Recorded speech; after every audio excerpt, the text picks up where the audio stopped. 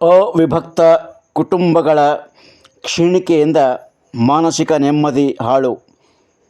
ಹುಮ್ನಾಬಾದ್ನಲ್ಲಿ ನಿವೃತ್ತ ಶಿಕ್ಷಕ ಬಸವಣ್ಣಪ್ಪ ನಂದೂರ್. ಅವಿಭಕ್ತ ಕುಟುಂಬಗಳ ಕ್ಷೀಣಿಕೆಯಿಂದ ಸಮಾಜದ ಸ್ವಾಸ್ಥ್ಯ ಹಾಳಾಗುತ್ತಿದೆ ಎಂದು ನಿವೃತ್ತ ಶಿಕ್ಷಕ ಬಸವಣ್ಣಪ್ಪ ನಂದೂರ್ ಅವರು ಅಭಿಪ್ರಾಯಪಟ್ಟರು. ಹುಮ್ನಾಬಾದ್ನ ಸರ್ವೋದಯ ಸಭಾಂಗಣದಲ್ಲಿ ಬಸವ ಸೇವಾ ಪ್ರತಿಷ್ಠಾನ ಹಾಗೂ ವಿವಿಧ ಬಸವಪರ ಸಂಘಟನೆಗಳ ಸಂಯುಕ್ತ ಆಶ್ರಯದಲ್ಲಿ ಶ್ರಾವಣ ಮಾಸದ ಅಂಗವಾಗಿ ಹಮ್ಮಿಕೊಳ್ಳಲಾದ ಶರಣ ಜೀವನ ದರ್ಶನ ಕುರಿತ ವಿಶೇಷ ಉಪನ್ಯಾಸ ಮಾಲಿಕೆಯಲ್ಲಿ ಅವರು ಶಿವಶರಣ ಚನ್ನಬಸವಣ್ಣನವರ ಕುರಿತು ವಿಶೇಷ ಉಪನ್ಯಾಸವನ್ನು ಮಂಡಿಸಿದರು. ಶ್ರೀ ಶರಣ ಮಲ್ಲಿಕಾರ್ಜುನ್ ರಟ್ಕಲ್ ಸಭೆಯ ಅಧ್ಯಕ್ಷತೆಯನ್ನು ವಹಿಸಿದ್ದರು. ಪ್ರತಿಷ್ಠಾನದ ಅಧ್ಯಕ್ಷ ಬಸವರಾಜ್ ರುದ್ರವಾಡಿ, ಪ್ರವಚನ ಸಮಿತಿ ಅಧ್ಯಕ್ಷ ಮಲ್ಲಿಕಾರ್ಜುನ್ ಸಂಗಮ್ಕರ್, ಕಾರ್ಯದರ್ಶಿ ಶರಣಬಸಪ್ಪ ಪಾರ, ಹಿರಿಯ ಜೀವಿ ಕಂಟ್ಯಪ್ಪ ದಾನ, ಚನ್ನಪ್ಪ ನಿರಣ, ಮಲ್ಲಿಕಾರ್ಜುನ್ ನೀಲ್ಕಂಟೆ, ಮಹದೇವಪ್ಪ ಉಪ್ಪಿನ್, ಶೋಭಾ ಔರಾದೆ, ಜಯಶ್ರೀ ಕಾಳಗೆ ಮತ್ತು ಗೌರಮ್ಮ ಬಾಲ್ಕುಂದೆ ಸೇರಿದಂತೆ ಅಪಾರ ಸಂಖ್ಯೆಯ ಭಕ್ತಗಣಗಳು ಈ ಸಂದರ್ಭದಲ್ಲಿ ಹಾಜರಿದ್ದರು. ಇದೇ ಸಂದರ್ಭದಲ್ಲಿ ಕೊಳಲು ವಾದನ ಬಸವಾದಿ ಮಹಾಪ್ರಮುಖರು ಪ್ರೇಕ್ಷಕರ ಮನಸೂರೆಗೊಳ್ಳುವಲ್ಲಿ ಯಶಸ್ವಿಯಾಯಿತು. ಎಲ್ಲ ಅನುಭಾವಿಗಳನ್ನು ದಾರ್ಶನಿಕರನ್ನು ಹೃದಯ ಮಂದಿರದಲ್ಲಿ ಸ್ಮರಿಸುತ್ತಾ ಇಂದಿನ ಈ ಬಸವ ಸೇವಾ ಪ್ರತಿಷ್ಠಾನ ಹಾಗೂ ಬಸವಪರ ಸಂಘಟನೆಗಳ ಹುಮ್ನಾಬಾದ್ ಇವರ ಸಂಯುಕ್ತ ಆಶ್ರಯದಲ್ಲಿ ಶರಣ ಜೀವನ ದರ್ಶನದ ಕಾರ್ಯಕ್ರಮ ಇದು 11ನೇ ದಿವಸ. ಈ ಕಾರ್ಯಕ್ರಮದ ಘನಾಧ್ಯಕ್ಷೆಯನ್ನು ವಹಿಸಿಕೊಂಡಂಥ ಮಾನ್ಯರಿಗೆ ಹಾಗೂ ತಮ್ಮೆಲ್ಲರಲ್ಲಿ ಅನಂತ ಪ್ರಣಾಮಗಳು. ಈಗ ಶ್ರಾವಣ ಮಾಸ ಪ್ರಾರಂಭ ಆಗ್ಯದ ನಮ್ಮಲ್ಲಿ ಎಲ್ಲ ಕಡೆ ನೀಡಿ ಜಗತ್ತಿನಲ್ಲಿ. ಅದಕ್ಕೆ ಸಿದ್ದರಾಮೇಶ್ವರ ಒಂದು ವಚನ ನೆನಪಿಗೆ ಬರ್ತಾ ಇದೆ. ಪತ್ರಿಯ ನಿಯಮದವರು 1 ಕೋಟಿ. ಆ ಕಾಲದಾಗ ಜನಸಂಖ್ಯೆ ಕಡಿಮೆ ಇತ್ತಲ್ಲ, ಅದಕ್ಕೆ 1 ಕೋಟಿ ಅಂತ ಲೆಕ್ಕ ಹಾಕಿದ್ರು. ಪತ್ರಿಯ ನಿಯಮದವರು 1 ಕೋಟಿ, ಲಿಂಗಾರ್ಚನೆಯ ನಿಯಮದವರು 1 ಕೋಟಿ, ಜಂಗಮ ತೃಪ್ತಿಯ ನಿಯಮದವರು 1 ಕೋಟಿ, ಕಪಿಲ ಸಿದ್ಧ ಮಲ್ಲಿಕಾರ್ಜುನ ತನ್ನ ತಾನು ಅರಿಯುವ ನಿಯಮದವರು ಒಬ್ಬರನ್ನು ಕಾಣೆ ಅಂತ ಹೇಳ್ತಾರೆ. ಇದೇನಿದೆ ಅಂದ್ರೆ ಪತ್ರಿ ಬೇಡ ಅಂತಿಲ್ಲ, ಲಿಂಗಾರ್ಚನೆ ಬೇಡ ಅಂತಿಲ್ಲ, ಇದ್ರ ಹೋಲಿಕೆ ಮಾಡಿ. ಇನ್ನು ದಂಡನಾಯಕರ 20 ವಚನಕ್ಕೆ ಪ್ರಭುದೇವರ 10 ವಚನ ಸಮಾನ ಅಂತ. ಅಲ್ಲಂ ಪ್ರಭುವಿನ 10 ವಚನಕ್ಕೆ ಬಸವಣ್ಣವ್ರ 20 ವಚನಕ್ಕೆ ಸಮಾನ. ದಂಡನಾಯಕರ 20 ವಚನಕ್ಕೆ ಪ್ರಭುದೇವರ 10 ವಚನ, ಪ್ರಭುದೇವರ 10 ವಚನಕ್ಕೆ ಅಜಗಣ್ಣನ 5 ವಚನ. ಅಜಗಣ್ಣ ಬರ್ತಾರೆ ಪ್ರಭುದೇವರ ಸಂದ ಪ್ರವಾಸದಲ್ಲಿದ್ದಾಗ ಏನದ ಅಜಗಣ್ಣಂದು ಲಿಂಗಕ್ಕೆ ಆಗಿರ್ತಾಳೆ, ಅವ್ರ ಸಹೋದರಿಯನ್ನು ಓದಿಸ್ತಾ ಇರ್ತಾಳೆ. ಆ ಸಂದರ್ಭದಲ್ಲಿ 20 ವಚನ. ಅವರ 5 ವಚನಕ್ಕೆ, ಅಜಗಣ್ಣನ 5 ವಚನಕ್ಕೆ ಮಹಾದೇವಿಯ ಅಕ್ಕನ 1 ವಚನ ನಿರ್ವಚನ ಕಾರಣ. ಅಂದರೆ ಒಂದಕ್ಕಿಂತಲೂ ಏನಲ್ಲ, ಮಹಾದೇವಿ ಅಕ್ಕನ ವಚನಗಳು ಬಹಳ ಶ್ರೇಷ್ಠವಾಗಿದ್ದು, ಅನುಭವವಾಗಿ ತುಂಬಿದಾಗಿದ್ದು, ಅದಕ್ಕೇನಲ್ಲ ಜ್ಞಾನದ ದೀಪಗಳಾಗಿದ್ದು ಅಂತ ಹೇಳಿ ನಮ್ಗೆ ತಿಳಿದು ಬರ್ತದೆ. ಇನ್ನು ಜೀವನದೊಳಗೆಲ್ಲ ನಾವೆಲ್ಲ ಸಾಮಾನ್ಯವಾಗಿ ಲೌಕಿಕದಲ್ಲೇ ನಾವು ಹೆಚ್ಚು ಮರಿತೀವಿ. ಅದಕ್ಕೆ ಅವ್ರೇನು ಹೇಳ್ತಾರೆ, ಬಯಸಿ ಬಂದದ್ದು ಅಂಗಭೋಗ, ಬಯಸದೇ ಬಂದದ್ದು ಲಿಂಗಭೋಗ. ಅಂಗಭೋಗ ಅನರ್ಪಿತ, ಲಿಂಗಭೋಗ ಪ್ರಸಾದ. ಬೇಕೆಂಬುದು ಕಾಯಗುಣ, ಬೇಡವೆಂಬುದು ವೈರಾಗ್ಯ. ಈ ಉಭಯವನ್ನತಿಗಳಿಗೆ ಭೋಗಿಸಬಲ್ಲಡೆ ಆತನೇ ಲಿಂಗ ಸಂಖ್ಯೆ. ಲಿಂಗಾನುಭಾವಿಗಳ ಶಿಕ್ಷಣಕ್ಕೆ ನಮೋ ನಮೋ ಎಂಬೆ ಅಂತ ಹೇಳ್ಬಾರ್ದು. ಅಂದ್ರೆ ಏನಂದ್ರೆ ಬಯಸಿ ಬಂದಂದ್ರೆ ಬಯಸಬಾರ್ದಂತಲ್ಲ, ಪುರುಷಾರ್ಥ ಮಾಡಬೇಕು. ಪುರುಷಾರ್ಥ ಮತ್ತು ಪ್ರಾರಬ್ಧ. ಪ್ರಾರಬ್ಧಕ್ಕಿಂತಲೂ ಪುರುಷಾರ್ಥಕ್ಕೆ ಶರಣರು ಮಹತ್ವ ಕೊಟ್ಟರು. ಅವರು ಪ್ರಾರಬ್ಧಕ್ಕೂ ನಂಬಿಲ್ಲ. ಸ್ವಾಮಿ ವಿವೇಕಾನಂದರು ಪುರುಷಾರ್ಥನೇ ಶ್ರೇಷ್ಠ ಅಂತ ಹೇಳ್ತಾರೆ. ಅಂದರೆ ಪೂರ್ಣ ಪ್ರಮಾಣದಿಂದ ತನ್ನ ಸಾಮರ್ಥ್ಯದಿಂದ ಯಾವ ಕೆಲಸ ಕಾರ್ಯ ಮಾಡಬೇಕಂತೀವಿ, ಏನು ಸಾಧಿಸ್ಬೇಕಂತೀವಿ, ಅದರಲ್ಲಿ ಸಂಪೂರ್ಣವಾಗಿ ತನುಮನದಿಂದ ತೊಡಗಿಸ್ಕೊಳ್ಳೋದು. ಅಂದರೆ ಆವಾಗೇನದ ಭಾಗ್ಯನೂ ಪರಿವರ್ತನೆ ಆಗ್ತದೆ, ಪ್ರಾರಬ್ಧವೂ ಪರಿವರ್ತನೆ ಆಗ್ತದೆ. ಅದು ಪುರುಷಾರ್ಥ ಶ್ರೇಷ್ಠ ಅಂತ ಹೇಳ್ತಾರೆ. ಅದಕ್ಕೆ ಏನಾಗ್ತಾರೆ, ಬಯಸಿ ಬಂದದ್ದು ಅಂಗಭೋಗ ಪುರುಷಾರ್ಥ ಮಾಡಬೇಕು. ಆದರೆ ಏನು ಬರ್ತದೆ, ಹೇಗೆ ಬರ್ತದೆ, ಎಷ್ಟು ಬರ್ತದೆ, ಅದರಲ್ಲಿ ತೃಪ್ತಿ ಅನುಭವ ಮಾಡಬೇಕು. ಅದ್ರ ಬಗ್ಗೆ ಏನದ ಚಿಂತನೆ ಆಗಲಿ ಅಥವಾ ಮತ್ತೇನದ ಕೀರ್ತನೆ ಆಗಲಿ ತನ್ನ ಮನದಲ್ಲಿ ಬರಬಾರ್ದು. ಬಯಸಿ ಬಂದದ್ದು ಅಂಗಭೋಗ, ಬಯಸದೆ ಬಂದದ್ದು ಲಿಂಗಭೋಗ. ಬಯಸದೆ ಏನು ಬರ್ತದೋ ಅದೆಲ್ಲ ಲಿಂಗದ ಪ್ರಸಾದ ಅಂತ ತಿಳ್ಕೋಬೇಕು. ಅಂಗಭೋಗ ಅರ್ಪಿತ ಆಗೋದಿಲ್ಲ ಲಿಂಗಕ್ಕೆ. ಅದಕ್ಕೆ ಲಿಂಗಭೋಗ ಪ್ರಸಾದ ಅಂದರೆ ಬಯಸದೆ ಏನು ಬರ್ತದ ಅದು ಲಿಂಗಭೋಗ, ಅದು ಪ್ರಸಾದ. ಬೇಕನ್ನೋದು ಕಾಯೋಣ. ಮನುಷ್ಯ ಜೀವನದಲ್ಲಿ ಎಲ್ಲ ಬೈಕೇಟ್ ಹೋಗ್ತಾನೆ, ಎಲ್ಲನೂ ಬೇಕಂತಾನೆ. ಅದು ತಪ್ಪು ಅಂತ ಹೇಳ್ತಾರೆ. ಬೇಕೆಂಬುದು ಕಾಯೋಣ. ಬೇಡವೆಂಬುದು ವೈರಾಗ್ಯ. ಬ್ಯಾಡ್ನೋ ಅಂತ ಹೇಳ್ತಾರೆ. ಬೇಡ ಅಂತ ಹೇಳೋದಿಲ್ಲ ಅವರು. ಬ್ಯಾಡ್ನೋ ಅನ್ಬಾರ್ದು, ಬೇಕು ನೋಡಬಾರ್ದು, ಬಯಸಲೂಬಾರ್ದು, ಬಯಸದೆ ಇರಲೂಬಾರ್ದು. ಏನು ಬರ್ತದ, ಯಾವಾಗ ಬರ್ತದ, ಹೇಗೆ ಬರ್ತದ, ಏನು ಸಿಗ್ತದೋ ಅದರಲ್ಲಿ ತೃಪ್ತಿ ಅನುಭವ ಮಾಡಬೇಕು. ಅದು ಬಹಳ ದೊಡ್ಡ ಶ್ರೀಮಂತಿಕೆ. ಅದು ಯಾರಿಗೆ ಸಾಧ್ಯ ಆಗ್ತದ? ಅನುಭಾವಿಗಳಿಗೆ, ಜ್ಞಾನಿಗಳಿಗೆ, ಆತ್ಮದರ್ಶನ ಆದವರಿಗೆ ಅಥವಾ ಆ ಮಾರ್ಗದಲ್ಲಿ ನಡೆಯೋರಿಗೆ ಏನದ ಆ ಸಂಪತ್ತು ಸಿಗ್ತದೆ. ಅದಕ್ಕೆ ಇದು ಏನದ ಹೇಳ್ತಾರೆ. ಅದಕ್ಕೆ ಬಯಸೋದೇ ಏನದ ನಮ್ಮ ಕರ್ತವ್ಯವನ್ನು ಪಾಲನೆ ಮಾಡ್ತಾ ನಮ್ಮ ಪುರುಷಾರ್ಥವನ್ನು ನಾವೇನದ ಸರಿಯಾಗಿ ನಿರ್ವಹಿಸ್ಕೊಳ್ತಾ ಅದರಲ್ಲಿ ಬಂದಿದ್ದರಲ್ಲಿ ಸಮಾಧಾನ ಸಂತೃಪ್ತಿಯಿಂದ ಪರಮಾತ್ಮನ ಪ್ರಸಾದ ಅಂಥೇಳಿ ಸ್ವೀಕಾರ ಮಾಡಿ ಬದುಕಬೇಕು ಅಂತ ಹೇಳ್ತಾರೆ. ಅದಕ್ಕೆ ಹೇಳ್ತಾರೆ ಅತಿ ಆಸೆ ಗತಿಗೆ ಹಿಡಿಸಿತ್ತು ಅಂತೇಳಿ. ಅದಕ್ಕೆ ಅದು ಒಳ್ಳೆಯದಲ್ಲ ಅಂತ ಹೇಳ್ತಾರೆ. ಇನ್ನು ಪಾತಾಳದ ಗವಣಿ ನೇಣಿಲ್ಲದೆ ತೆಗೆಯಬಹುದೇ? ಪಾತಾಳದ ಗವಣಿ ನೇಣಿಲ್ಲದೆ ತೆಗೆಯಬಹುದೇ? ಸೋಪಾನದ ಬಲದಿಂದಲ್ಲದೆ. ಶಬ್ದ ಸೋಪಾನದ ಬಲದಿಂದ ನಿಶಬ್ದ ಸೋಪಾನವ ಕಟ್ಟಿ ನಡೆಸಿದವರು ನಮ್ಮ ಪುರಾತನ ದೇವಲೋಕಕ್ಕೆ ಬಟ್ಟೆ ಕಾಣಿ. ಮರ್ತ್ಯರ ಮನದ ಮೈಲಿಗೆ ಕಡಿಯಲಿಲ್ಲ. ಮಾತೆಂಬ ಗೀತ ಜ್ಯೋತಿಯ ಬೆಳಗಿಟ್ಟರು ಕೂಡಲ ಚನ್ನ ಸಂಘ ನಿಮ್ಮ ಶರಣರು. ಪಾತಾಳದ ದೋಣಿ ಅಂದರೆ ನೀರು ಬೇಕಾದರೆ ಎಲ್ಲಿರ್ತಾವೆ? ಭೂಮಿದಾಗ ಇರ್ತಾವೆ ನೀರು. ಭೂಮಿ ಬಿಟ್ಟಂತೂ ನೀರಿಲ್ಲ. ಮೇಲೂ ಹರಿತಾವ, ಮಳೆಯನ್ನು ಬಂದಿದ್ದು ಆ ಮಾತು ಬೇರೆ. ಅದು ಸಾಮಾನ್ಯವಾಗಿ ಬಾವಿ ತೋಡ್ತೀವಿ ನಾವು. ಆ ಬಾವಿ ತೋಡಿದ ಮೇಲೆ ನೀರು ಯಾವಾಗ ಸಿಗ್ತಾವ ಆ ನೀರನ್ನು ಹಗ್ಗ ಕಟ್ಟಿ ಎಳಿಬೇಕು.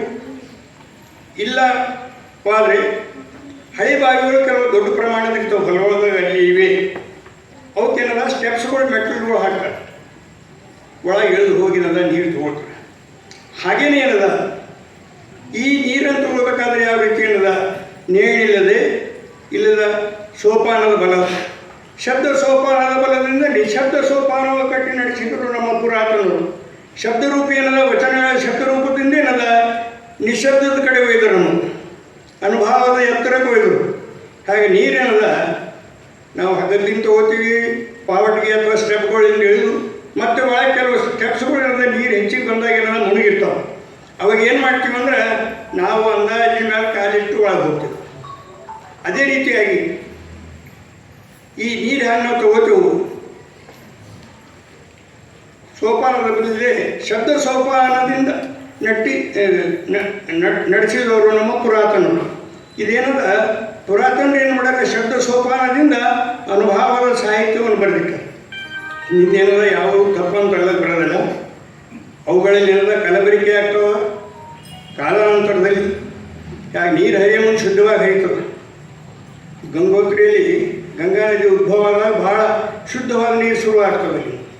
ಹರಿದು ಬರುವಾಗ ಹರಿವು ಹೆಚ್ಚಾದಾಗ ಮಧ್ಯದಲ್ಲೆಲ್ಲ ಕೊಳೆಯೆಲ್ಲ ಸೇರ್ಕೋತ ನೀರೇನದ ಅಶುದ್ಧ ಆಗ್ತವಂತೆ.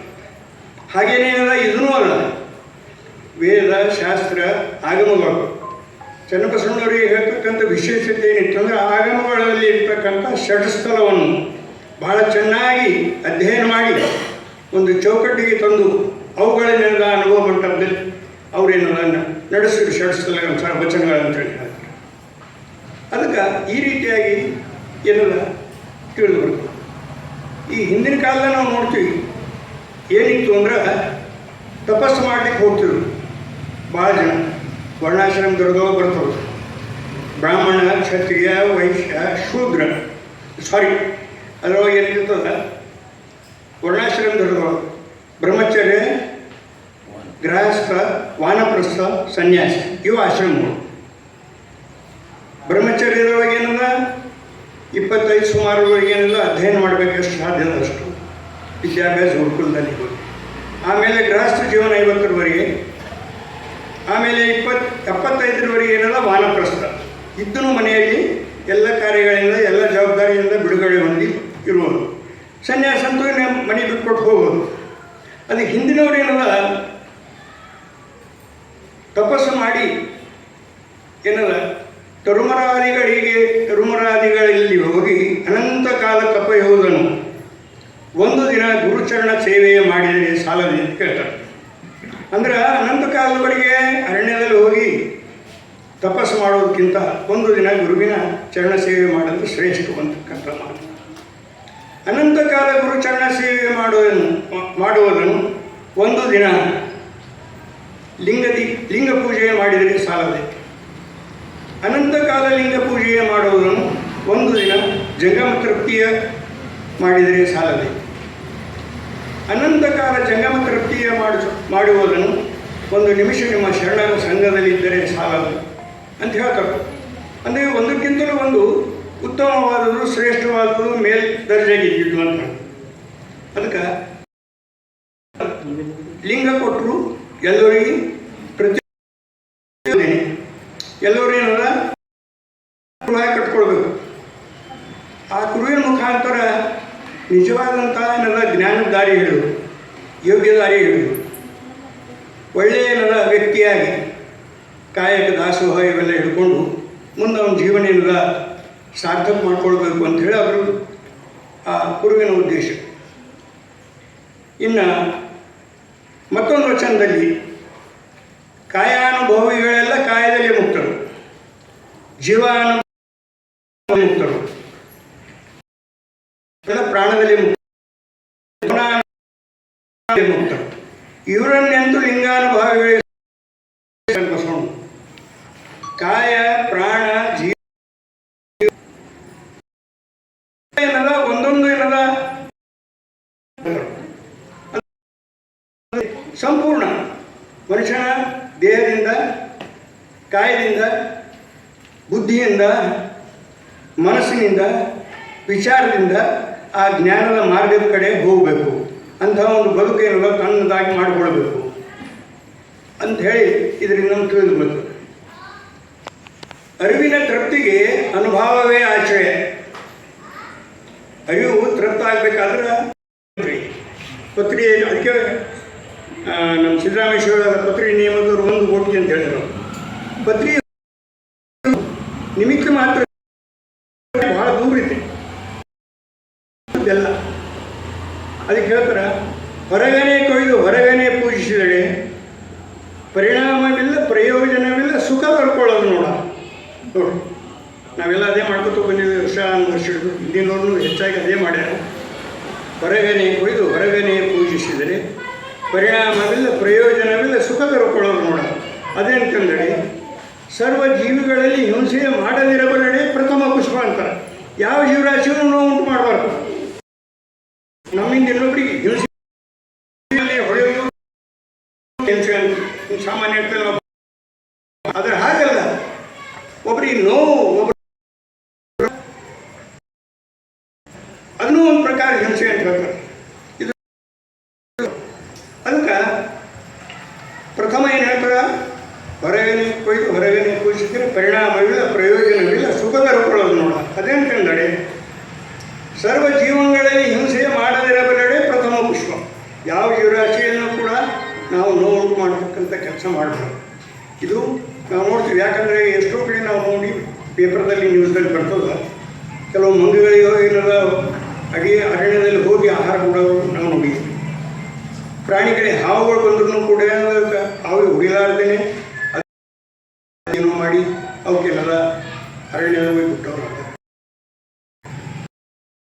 ಪ್ರಥಮ ಪುಷ್ಪ ಏನದ ಸರ್ವ ಜೀವ ಮಾಡದೇ.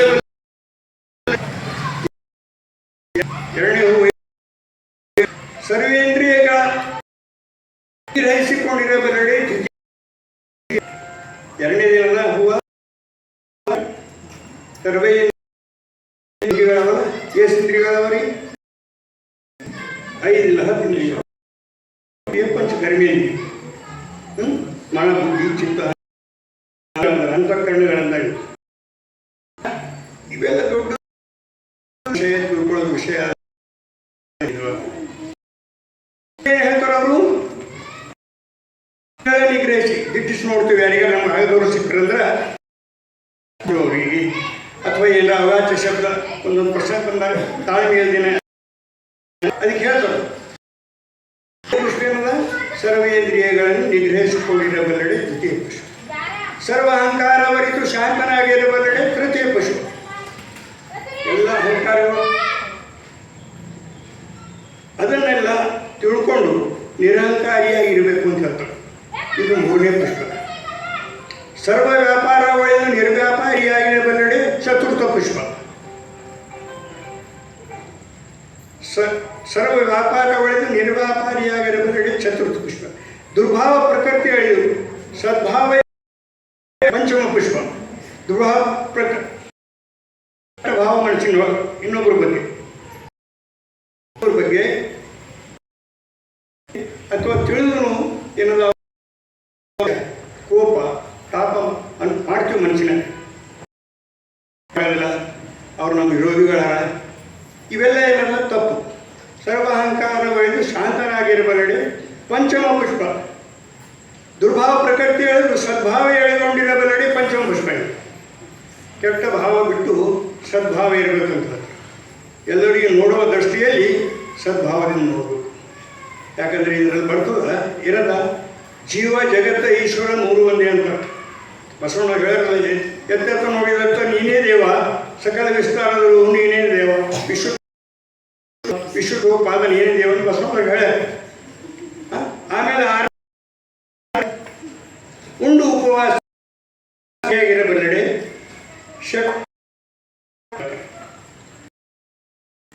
ಬಳಸಲಿ ಕೂಡ ಗೃಹಸ್ಥ ವಿಚಾರದೇ ಚಿಂತನೆ. ಅಲ್ಲಿಂದ 7ನೇ ಪುಷ್ಪ ಅನೃತವ ಮರೆದು ಸತ್ಯವ ನುಡಿ ಪುಷ್ಪ. ಅನೃತ ಅಂದ್ರೆ ಸುಳ್ಳು, ಸುಳ್ಳು ಬಿಟ್ಟು ಸತ್ಯನೇ ನುಡಿಬೇಕಂತ ಹೇಳ್ತಾರೆ. ಏನಾರ ಇದ್ದ ಹಾಗೇ ಹೇಳ್ಬಿಡೋದು. ಅದಕ್ಕೆ ಸ್ವಲ್ಪ ಏನಿಂದ ಅದರ ವಿಚಾರಗಳು ಶಬ್ದಗಳನ್ನು ಬಳಸಿ ಹೇಳ್ಬೇಕು ಅಂತ ಹೇಳ್ತಾರೆ. ಕಠೋರ ಸೃಷ್ಟಿಯ ದುರ್ಬಲ ಅಂತ ಹೇಳ್ತಾರೆ, ದುರ್ಲಭ. ಇನ್ನು 8ನೇ ಪುಷ್ಪ ಏನಂದ್ರೆ 7ನೇ ಪುಷ್ಪ ಆಯಿತು. 8ನೇ ಪುಷ್ಪ ಏನಂದ್ರೆ ಸರ್ವ ಪ್ರಪಂಚವನ್ನು ಅಳಿದು ಶಿವಜ್ಞಾನ ಸಂಪನ್ನನಾಗಿರಬಲ್ಲಡೆ ಅಷ್ಟಮ ಪುಷ್ಪ. ಇಂತಿ ಅಷ್ಟದಳ ಕಮಲದಲ್ಲಿ ಸಹಜ ಪೂಜೆ ಮಾಡುವ ಶರಣರು ನಿಮ್ಮ ಪ್ರತಿಬಿಂಬದಂತಿಪ್ಪರು ಕಾಣ ಕೂಡಲ ಚನ್ನ ಸಂಗಮ ದೇವ. ಅಂದರೆ ಈ ರೀತಿ ಅದರಲ್ಲಿ ಏನಿದೆ ಸರ್ವ ಪ್ರಪಂಚ ಅಂದರೆ ಪ್ರಪಂಚಕ್ಕಿಂತಲೂ ಏನದ ಹೆಚ್ಚು ಪಾರಮಾರ್ಥಕ್ಕೆ ಹೆಚ್ಚು ಮಹತ್ವ ಕೊಡು. ಅಂದಾಗೆ ವ್ಯಕ್ತಿ ಆ ಅನುಭವ ಗುಣ ಆ ಒಂದು ಅನುಭೂತಿ ಅವನಿಗೆ ಆಗಕ್ಕೆ ಸಾಧ್ಯ ಆಗುತ್ತೆ. ಹೆಚ್ಚು ಕೊಟ್ಟು ಪಾರಮಾರ್ಥ. ಇಂತಿ ಅಷ್ಟದಳ ಕಮಲದಲ್ಲಿ ಪೂಜೆ ಮಾಡಬಲ್ಲ ಪ್ರತಿಬಿಂಬದಂತಿಪ್ಪರು ಅಂದರೆ ಪರಮಾತ್ಮ ಬಿಂಬ ಆದರೆ ಇದು ಪ್ರತಿಬಿಂಬ ನೆರೆ ಇದ್ದಪ್ರಿ ಅವನು ನೆರೆನಪ್ಪನೇ ಹೇಳ್ತೀವಿ ಅಂತ ಹೇಳ್ತಾರೆ. ಇದು ಚನ್ನಬಸವಣ್ಣವ್ರದಿನದ ಭಾಳ ಮುಖ್ಯವಾದಂಥ ವಿಷಯ. ಇಂತಿ ಅಷ್ಟದಳ ಕಮಲದಲ್ಲಿ ಇದು ಸಹಜ ಪೂಜೆ ಹೇಳ್ತಾರೋ. ಆ ಬಾಹ್ಯ ಪೂಜೆಯಿಂದ ಏನು ಸಾಧಿಸೋದು? ಬಾಹ್ಯ ಪೂಜೆಯಿಂದ ಈ ಪೂಜೆ ಬರಬೇಕು. ಇವೆಲ್ಲ ಗುಣಧರ್ಮಗಳನ್ನು ಅಳವಡಿಸ್ಕೊಳ್ಬೇಕು. ಈ ಲೋಕ ದೋಷಗಳೆಲ್ಲ ಸರಿ ಶುದ್ಧನಾಗಿ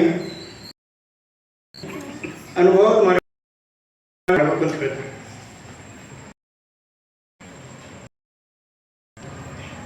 ಸಜ್ಜನ ಸದ್ಭಾವಿಗಳ ಸಂಘದಿಂದ ಮಹಾನುಭಾವರ ಸಂಘದಿಂದ ಗುರು ಲಿಂಗವನ್ನು ಜಂಗಮವನ್ನು ಅರಿಯಬಹುದು. ಪಾದೋದಕ ಕೂಡಲ ಚನ್ನ ಸಂಗಯ್ಯ ತನ್ನ ನೋಡಿ ಯಾವತ್ತೂ ಸಜ್ಜನ ಸದ್ಭಾವಿಗಳಿದ್ರೆ ಮಹಾನುಭಾವ ಗೊತ್ತಾಗ್ತದೆ. ಮಹಾನುಭಾವನ ಶ್ರೇಷ್ಠವಾದಂಥ ಅನುಭವ ಈ ಪಾರಮಾರ್ಥಿಕ ವಿಷಯದಲ್ಲಿ ಅಂಥವ್ರ ಸಂಘದಿಂದ ಲಕ್ಷಣಗಳು ಗೊತ್ತಾಗ್ತವೆ. ಅದನ್ನು ಗೊತ್ತಾಗ್ತದೆ. ಜಗಮ ಅಂದ್ರೆ ಏನು ಅದನ್ನು ಅದಕ್ಕೆ ಪ್ರಭುವಿನ ಲೀಲೆಯಲ್ಲಿ ಬರ್ತದೆ.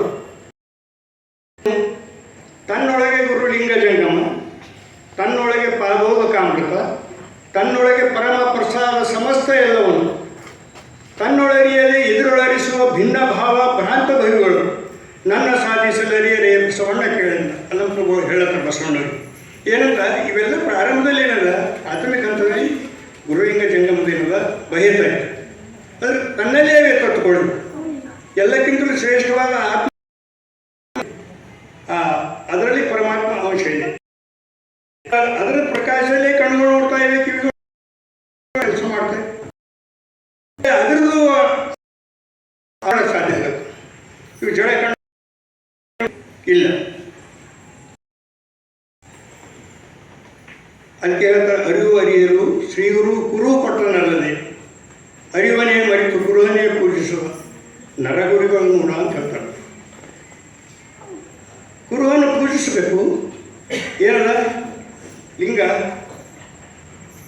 ಇಷ್ಟಲಿಂಗವ ದೃಷ್ಟಿಯನ್ನು ಗ್ರಹಿಸಿ, ಪ್ರಾಣಲಿಂಗವ ಮನಜ್ಞಾನದಿಂದ ಗ್ರಹಿಸಿ, ಭಾವಲಿಂಗವ ಭಾವಜ್ಞಾನದಿಂದ ಗ್ರಹಿಸಿ, ಕೈಬಿಡದ ಆಚರಿಸಿ, ಲಿಂಗದೊಡನೆ ಕೂಡಿ ತಾನಾಗುತ್ತಿಪ್ಪದು ಈಗ ಶಿವಯೋಗ ನೋಡ ಅಂತ ಹೇಳ್ತಾರೆ. ತೋಟ ಸಿದ್ಧಲಿಂಗ ಅವ್ರದ್ದು ಗ್ರಂಥ ಇದೆ, ಅದರಲ್ಲಿ ಬರ್ತದೆ. ಎಲ್ಲ ಇಷ್ಟಲಿಂಗ ದೃಷ್ಟಿ ತ್ರಾಟಕ ಯೋಗ ಮಾಡುವುದು ಅಂದರೆ ದೃಷ್ಟಿ ಚಾಂಚಲ್ಯವನ್ನು ಕಳ್ಕೊಳ್ಳೋದು, ಸಿಕ್ಕ ಕಡೆ ದೃಷ್ಟಿ ಹರಿಸೋದನ್ನು ನಿಲ್ಲಿಸೋದು, ಅದು ಏನದ ದೃಷ್ಟಿಯೋಗ. ಪ್ರಾಣಲಿಂಗವು ಮನಜ್ಞಾನದಿಂದ ಅರಿದು, ಮನಸ್ಸಿನೊಳಗೆ ಯಾವ ರೀತಿಯಾಗಿದೆ ಪ್ರಾಣದೊಳಗೆ ಮನಸ್ಸಿನೊಳಗೆ ಪ್ರಾಣ ಯಾವ ರೀತಿಯಾಗಿರೋದು ಅದರಿಂದ ಏನದ ಆ ಜ್ಞಾನದಿಂದ. ಭಾವಲಿಂಗವು ಜ್ಞಾನದಿಂದ ಅರಿದು ಈ ಲಿಂಗತ್ರಯ ಹಿಡಿದು, ಈ ಲಿಂಗಗಳೇ ಕೂಡಿ ಈ ಲಿಂಗವೇ ತಾನಾಗುತ್ತಿಪ್ಪದು ಈಗ ಶಿವಯೋಗ ನೋಡಿ. ಇದು ಶಿವಯೋಗದ ಲಿಂಗ ಬ್ಯಾರೆ ಅಂತೇಳಿ ಇನ್ನು ಭಾಳ ಜನರಲ್ಲಿ ಕಲ್ಪನೆ ಇರ್ತದೆ. ನಾವೇನದ ಜೀವ ಇದ್ದೆವು ಇವೆಲ್ಲ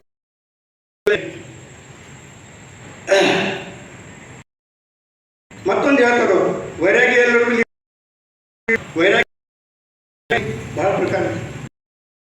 ವೈರಾಗ್ಯರು ಲಕ್ಷ ಲಕ್ಷ, ಪಿತ್ತ ವೈರಾಗ್ಯರು ಲಕ್ಷ ಲಕ್ಷ, ಪ್ರಸೂತಿ ವೈರಾಗ್ಯರು ಲಕ್ಷ ಲಕ್ಷ, ಮಸಣ ವೈರಾಗ್ಯರು ಲಕ್ಷ ಲಕ್ಷ, ಪುರಾಣ ವೈರಾಗ್ಯರು ಲಕ್ಷ ಲಕ್ಷ, ಪ್ರಸೂತಿ ವೈರಾಗ್ಯರು ಲಕ್ಷ ಲಕ್ಷ, ಪಿತ್ತ ವೈರಾಗ್ಯರು ಲಕ್ಷ ಲಕ್ಷ. ಕೂಡಲ ಚನ್ನ ಸಂಗಯನಲ್ಲಿ ಸ್ವವಿವೇಕ ಸಮ್ಯಕ್ ಜ್ಞಾನ ವೈರಾಗ್ಯಗಳನ್ನು ಒಬ್ಬರನ್ನು ಕಾಣೆ ಅಂತ ಹೇಳ್ತಾರೆ. ಮಸಣಕ್ಕೆ ಹೋಗುವಾಗ ಯಾರು ತೀರ್ಕೊಂಡಂತ ಕಳಿಸ್ಲಿಕ್ಕೆ ಹೋದಾಗ ಏನಾದ್ರೂ ಈ ಸಂಸಾರದಾಗ ಎಲ್ಲ ಇಷ್ಟೇ ಅದು ನೋಡ್ರಿ, ಎಷ್ಟು ಮಾಡಿದ ಎಷ್ಟು ದುಡ್ದ ಪಾಪ ಅನ್ನ ಹಿಂಗೆ ಮಾತಾಡ್ತೀವಿ. ತಿರುಗಿ ಬರ್ತಾ ಬರ್ತಾ ಮತ್ತೆ ಶುರು ಆಯ್ತು ಸಂಸಾರ ಮಾಡೋದು ಶುರು ಆಯ್ತು. ಮಸಣ ವೈರಾಗ್ಯರು ಅಂತ ಹೇಳ್ತಾರೆ. ಇವಾಗ ಪುರಾಣ ವೈರಾಗ್ಯ, ಪುರಾಣ ಕೇಳೋ ಮುಂದೆ ಏನದ ಈ ಸಂಸಾರ ಎಲ್ಲ ಅದು ಪುರಾಣ ವೈರಾಗ್ಯ. ವೈರಾಗ್ಯ ಹೆಣ್ಮಗಳು ಇದ್ದಾಗ ಪ್ರಸವ ಸಮಯದೊಳಗ ಇಷ್ಟು ವೇದನೆ ಅದಕ್ಕೆ ಏನಂತ ಅಂದ್ರೆ ಇನ್ನೊಮ್ಮ ಧರಿಸಬಾರದು ಅಂತ ಹೇಳಿ ಇದು ಪ್ರಸೂತಿ. ಯಾವಾಗ ಅತಿ ವೇದನೆಯಿಂದ ಮಗು ಏನಾದ ಭೂಮಿಗೆ ಬರ್ತದ ಆಮೇಲೆ ಮರೆತು ಬಿಡ್ತಾಳ ಅಂತ ಹೇಳ್ಬಾರ್ದು. ಇದು ಪ್ರಸೂತಿ ವೈರಾಗ್ಯ. ಪಿತ್ತ ವೈರಾಗ್ಯರು ಲಕ್ಷ ಲಕ್ಷ. ಪಿತ್ತ ಆದಾಗ ಭಾಳ ತ್ರಾಸ ಆಗ್ತತಿ ಮನುಷ್ಯ. ಪೈಕೆ ಅಂತೇಳಿ ಪೈಕೆ ಪಿತ್ತ ಆದಾಗ ಭಾಳ ತ್ರಾಸ ಆಗ್ತದೆ. ಅದಕ್ಕೆ ಮನುಷ್ಯ ಏನು ಲೆಕ್ಕ ಆಗ್ತಾನಪ್ಪ ಅಂದರೆ ಇಂಥದ್ದು ಪಿತ್ತದ ದಿನಸು ತಗೋಬಾರ್ದು, ತಿನ್ನಬಾರ್ದು, ಚಹಾ ಹೆಚ್ಚು ಕುಡಿಬಾರ್ದು, ಕಾಫಿ ಹೆಚ್ಚು ಕುಡಿಬಾರ್ದು. ಅದು ಒಂದು ದಿವಸ ಅರ್ಧ ದಿವಸ ಆರಾಮಾಯಿತು ಅಂದರೆ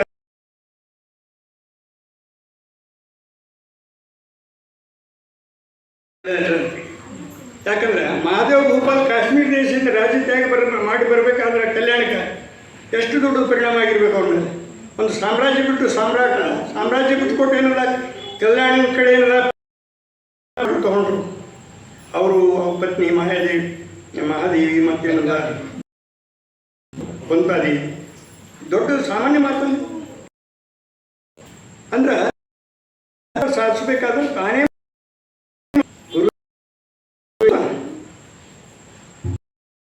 ಸಮಯದಲ್ಲಿ ಇವೆಲ್ಲ ಅವನಲ್ಲಿ ಬಂದು ಅಂದ್ರೆ ಅದು ಮುಂದೆ ಏನಲ್ಲ ಅವನಿಗೆ ಲಿಂಗ ಎಲ್ಲ ಪೂಜೆ ಇಲ್ಲ. ಯಾಕಂದ್ರೆ ಸ್ವಯಂ ಲಿಂಗ ಆಗೋದ ಕಡೆ ಹೋಗ್ತಾ ಇರ್ತಾನಲ್ಲ, ಲಿಂಗ ಬೇರೆ ಇಲ್ಲ ತಾನು ಬೇರೆ ಇಲ್ಲ. ಅಂಗಲಿಂಗ ಸಮರಸ ಸಂಪೂರ್ಣ ಭಾವ ಬಂದಿರ್ತದೆ. ಚನ್ನಬಸವಣ್ಣವರು ಒಂದು ಚಂದ ಹೇಳ್ತಾರೆ, ಕಂಗಳ ನೋಟ ಹೃದಯದ ಜ್ಞಾನ, ಕಂಗಳ ನೋಟ ಹೃದಯದ ಜ್ಞಾನ, ಮನದಲ್ಲಿ ಮಾತನಾಡುತ್ತಿದ್ದನೆಯ, ಜೇನ ಮಳೆಗಾಲ ಕರೆದವ, ಅಮೃತದ ಕಳೆಗಳ ಸುರಿದವ, ಕೂಡಲ ಚನ್ನ ಸಾಗರದವು ಓಲಾಡುತ್ತಿದ್ದೇನೆ ಅಂತ ಚನ್ನಬಸವಣ್ಣ. ಅಂಥ ಕೂಡಲ ಸಂಗಾಯನೆಂಬ ರಸಸಾಗರ ಅಂತ ಏನದ ಹೃದಯದ ಜ್ಞಾನ. ಈ ದೃಷ್ಟಿ ನೋಡೋ ತಲೆಯೆಲ್ಲ ಶಿವತತ್ವ, ಶಿವನೇ ಅನಂತ ಹೇಳಿ ಇಲ್ಲಿ ಭಿನ್ನತೆ ಯಾವುದೂ ಇಲ್ಲ. ಒಂದೇ ವಸ್ತು ಮೂರು ರೂಪದೊಳಗಿದೆ ಅಂತ ಹೇಳ್ತಾರೆ ಅನುಭವಿಗಳು, ಶರಣರೆಲ್ಲ ಚಿಂತನೆ ಹೇಳ್ತಾರೆ. ಅದಕ್ಕೆ ಮತ್ತೊಂದು ಕೇಳ್ತಾರೆ ಪ್ರಶ್ನೆ, ಕಾಣಬಹುದೇ ನಿರಾಕಾರವ? ಪರಮಾತ್ಮ ಹೆಂಗನ? ಶರಣರ ಲಿಂಗ ಲಿಂಗ ನಿರಾಕಾರ, ಅದಕ್ಕೆ ಹೇಳ್ತಾರೆ ಕಂಡೇನೆಂದು ಕೂಡಲ ಚನ್ನ ಸಂಗಯನ ಭಾವ. ಯಾವ ಲಿಂಗೈತಿ ಇರ್ತಾನೆ ಅವನಿಗೆ ಅರ್ಥ ಆಗ್ತದೆ ಅನುಭವದಿಂದ.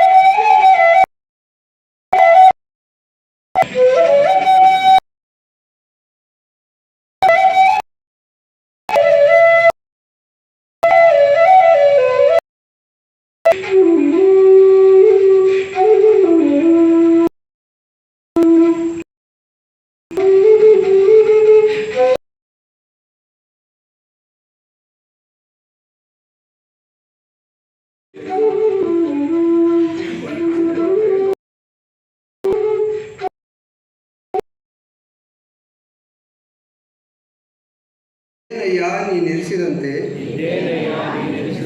ಜಗದ ಯಂತ್ರ ವಾಹಕ ಚನ್ನ ಸಾಕು ಸಾಕೆಂಬನ್ನಕ್ಕ ಸಾಕು ಸಾಕೆಂದ